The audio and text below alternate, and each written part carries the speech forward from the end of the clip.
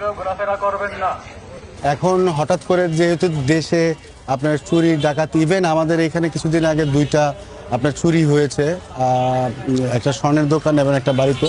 এরপরে আমরা আমাদের টিমের সাথে সবাই বসে এখন আমরা মূলত আমাদের এলাকার সেফটির জন্য এই টয়লেট টিমটা বানিয়েছি। আমরা ভাগ ভাগ করে যাব। আমরা মূলত প্রায় 3টা টিমে ভাগ করে নিয়েছি, বিভিন্ন এলাকাটা বিভিন্ন জায়গায় ভাগ করে দিয়েছি। প্রত্যেকটা টিমে প্রায় 8 জন করে আছে আমাদের। ওইখানে বিভিন্ন গলিতে 8 জন করে মাইকিং করে অথবা বিভিন্নভাবে লাঠি সোঁটা নিয়ে আর কি, আসলে আমরা আমাদের কাছে যা আছে ওগুলো নিয়ে পাহারা দিচ্ছি আর কি। আমরা মূলত পাহাড়ে 20 থেকে 25 জন। যখন আমরা ফার্স্ট টহল দিছিলাম, তার দ্বিতীয় দিন আমরা একটা চোর ধরছিলাম, ওই হাতে খুঁড় ছিল। তো তাকে আমরা জনগণ, আমাদের যে টিম ছিল তাকে উত্তম দিয়ে তাকে আমরা পুলিশের হাতে সাপোর্ট করাই। বিগত 5-6 দিন হবে এইভাবে আমরা প্রতিনিয়ত রাত্রেবেলা আমরা এইভাবে টহল দিয়ে রাত্রেবেলা একবার ফজর নামাজ পড়ে ঘুমাই।